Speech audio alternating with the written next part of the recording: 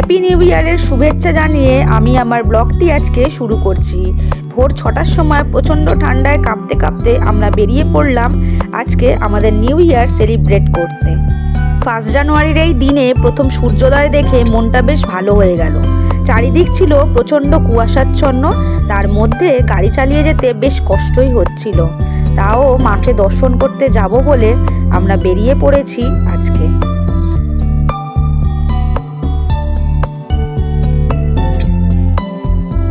প্রচণ্ড ঠান্ডার মধ্যে আমরা চলে এলাম কালীঘাটে মা কালীকে দর্শন করব বলে। এসে দেখি প্রচুর মানুষের ভিড়। এইখানে লম্বা লাইন পড়েছে মা কালীকে দর্শন করবে বলে কালীঘাট মন্দিরের সামনে। আমি এবং আমার হাজব্যান্ডও এই লাইনে দাঁড়িয়ে পড়লাম। ঠান্ডার মধ্যে দাঁড়িয়ে থাকতে খুব কষ্টই হচ্ছিল, কিন্তু কিছু করার নেই। খালি পায়ে সমানে দাঁড়িয়েছিলাম এই ঠান্ডার মধ্যে। আর প্রচুর মানুষজনও ধৈর্য ধরে দাঁড়িয়েছিল মা কালীকে একবার দর্শন করবে বলে। বছরের প্রথম দিন মা কালীকে দর্শন করে এবং পুজো দিয়ে দিনটা শুরু করলাম, যাতে পরিবারের প্রত্যেকে ভালো থাকে এবং সারাটা বছর যেন সুন্দরভাবে কাটে। ভোরবেলাতেও সমস্ত দোকানপাট খুলে গিয়েছিল, এর ফলে আমরা পুজোর সামগ্রী সংগ্রহ করে লাইনে দাঁড়িয়েছিলাম। ভেতরে এসেও দেখলাম প্রচণ্ড ভিড়। আর এখানে পান্ডাদের এবং পুজো এখানে বিভিন্ন লোকেদের নানা রকম চালাকি দেখতে পেলাম।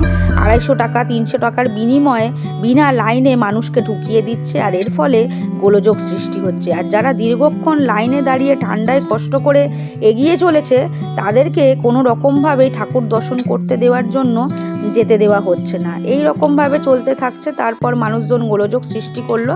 এরপর অনেক কষ্টে লাইন পেরিয়ে আমরা ভেতরে ঢোকার জায়গা পেলাম।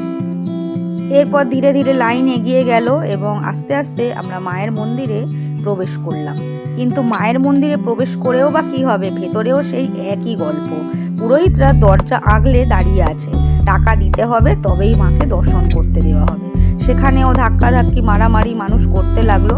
তারপর পুরোহিতরা দরজা ছেড়ে দিল এবং এর ফলে আমরা মায়ের দর্শন তবেই করতে পারলাম। এটা দেখে খুবই খারাপ লাগে। আমাদেরকে দর্শন করার জন্য এত টাকা কেন দিতে হবে? মা কি এই টাকাগুলো নেয়, গ্রহণ করে? পুরোহিতরা এইভাবে যে ব্যবসা শুরু করেছে এটা একদমই অনভিপ্রেত এবং খুবই খারাপ বিষয়। এটা নিয়েও কিছু একটা করা দরকার। তো দেওয়ার পর আমরা একটু স্কাই ওয়াকের দিকটা এগিয়ে এলাম। এখানে এসে দেখি কতগুলি পায়রা খুব সুন্দর করে খাবার খাচ্ছে আর চারিদিকে উড়ে বেড়াচ্ছে। তারপর দেখলাম কত মানুষের লম্বা লাইন পড়েছে স্কাই ওয়াকের দিকে। তো আমার এই ভিডিওটা কেমন লাগলো অবশ্যই কিন্তু কমেন্ট করে জানিও। পুজো দেওয়ার শেষে আমরাও বাড়ি ফিরে এলাম।